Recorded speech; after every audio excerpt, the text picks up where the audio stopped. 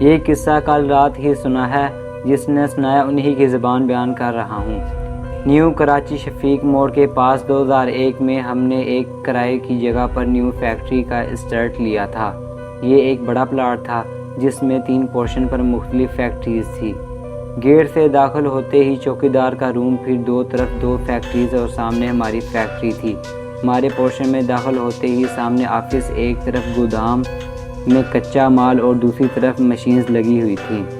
ارد گرد میں 3 طرف خالی پلاٹ تھے اور گیٹ کے سامنے چائے کا ہوٹل اور پان کی دکان تھی۔ ہمارا نیا کام تھا تو اکثر وہیں سیمپلنگ وغیرہ بنواتے تھے اور اکثر دیر رات تک وہیں بیٹھے رہتے۔ کھانا، چائے، سگریٹ کے دور بھی چلتے تھے۔ ایک رات قریب 10 سوا 10 پر لڑکے کو کھانا اور چائے سگریٹ لینے بھیجا ہوا تھا کہ اچانک بارش شروع ہو گئی۔ تھوڑی دیر بعد کھانا آ گیا تو سب ساتھ مل کر کھانے لگے۔ اسی دوران باتوں میں لڑکے نے کہا کہ ہماری فیکٹری کی چھت پر شاید چوکیدار کی بیوی یا بیٹی بارش میں لال جوڑا پہنے اکیلی نہا رہی ہے۔ ہم نے اس کو کہا زیادہ مت دیکھنا، یہ پٹھان اپنی عورتوں کے بارے میں کافی سخت ہوتے ہیں، کچھ غلط سمجھ لیا تو تجھے مار مور کر یہیں کسی خالی پلاٹ میں دفنا دیں گے۔ کھانے وغیرہ سے فارغ ہوئے تو بارش بھی رک گئی تھی۔ ہم سب گھر کے لیے نکلنے لگے۔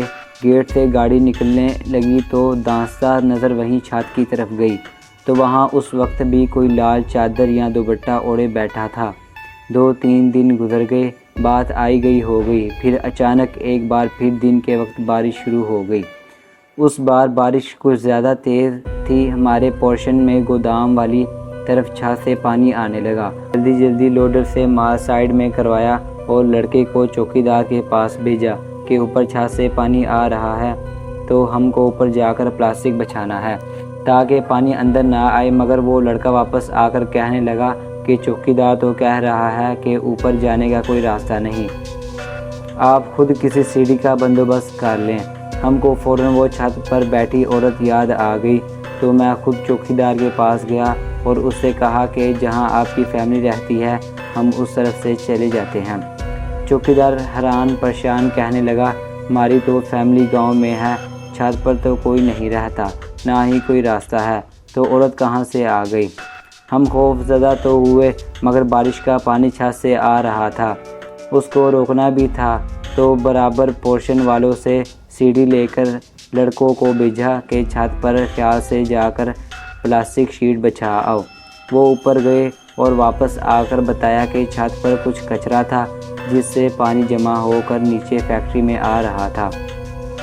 وہ دن تو خیریت سے گزر گیا، مگر جس عورت کو لال لباس میں دیکھا تھا اس نے دوسرے دن صبح ہی اپنا اثر دکھانا شروع کر دیا کہ لوڈر صبح باتھ روم میں گیا تو اس نے باتھ روم میں چیخنا شروع کر دیا۔ ہم سب وہاں گئے تو دروازہ اندر سے بند کر کے وہ زور سے چیخ رہا تھا کہ وہ عورت باتھ روم کے باہر کھڑی اسے گھور رہی ہے۔ ہم نے اسے بتایا کہ کوئی نہیں ہے، تم باہر آ جاؤ۔ اس نے باہر آ کر بتایا کہ دروازہ بند ہونے کے باوجود اسے محسوس ہوا، بلکہ اسے نظر آیا کہ وہ عورت اسے دیکھ رہی ہے۔ اس کا پورا جسم سن ہو گیا تھا، وہ ہل بھی نہیں پا رہا تھا۔ پھر شام کو پھر کسی کو محسوس ہوا جیسے اسے سرد ہوا چھو کر گزری ہو۔ میں مشین کے پاس کھڑا تھا، مجھے صاف نظر آیا کہ وہ عورت میرے پیچھے کھڑی ہے۔ جیسے تیسے وہ دن گزرا تو اگلے دن معاملہ زیادہ خطرناک ہو گیا۔ ایک اور لوڈر گودام میں گیا تو اس نے کسی کو اپنے اوپر چھلانگ لگاتے دیکھا۔ وہ ڈر کر پیچھے ہوا تو لوڈنگ کی ٹرالی سے ٹکرا کر اپنا سر پھاڑ بیٹھا۔ اسے کلینک نے سمجھا کر بھیجا کہ کچھ الٹی بات نہ کرے ورنہ لوگ مذاق بنائیں گے اور پھر گھر چلا جائے۔ اب معاملہ زیادہ خراب تھا تو ہم نے بھی فیکٹری بند کی اور جس بروکر سے یہ جگہ لی تھی اس کے آفس پہنچ گئے۔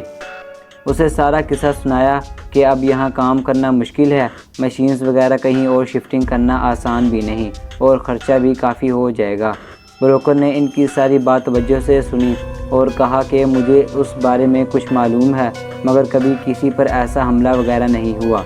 ہم نے اسے ہی صبا سنیما کے قریب ایک اور جگہ کی بات کی۔ پھر اس نے اس لڑکی کے بھوت یا روح کی کہانی جو اس نے 4-5 سال قبل سنی تھی۔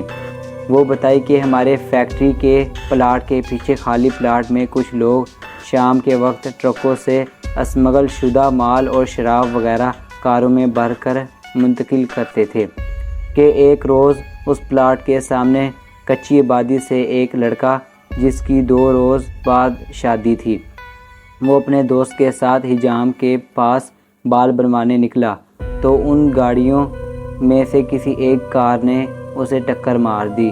لڑکا اور اس کا دوست ان سے الجھ پڑے تو خالی پلاٹ میں جہاں ٹرک کھڑے تھے ان لوگوں نے ان کو پکڑ کر خالی پلاٹ میں لے جا کر تشدد کیا، جس سے دونوں ہلاک ہو گئے۔ وہ ان کو وہیں چھوڑ کر بھاگ گئے۔ لڑکوں کے گھر والے 2 دنوں تک انہیں ڈھونڈتے رہے اور پھر ان کی لاشیں وہاں سے ملیں۔ یہ خبر سن کر دلہن نے بھی خودکشی کر لی۔ کہتے ہیں یہ وہی لڑکی ہے جو ان تینوں پلاٹس کے اطراف اپنے دولہے کے قاتلوں کو ڈھونڈتی پھرتی ہے۔ ہم نے وہ جگہ چھوڑ دی اور پھر کبھی مڑ کر اس روڈ کی طرف بھی نہیں گئے۔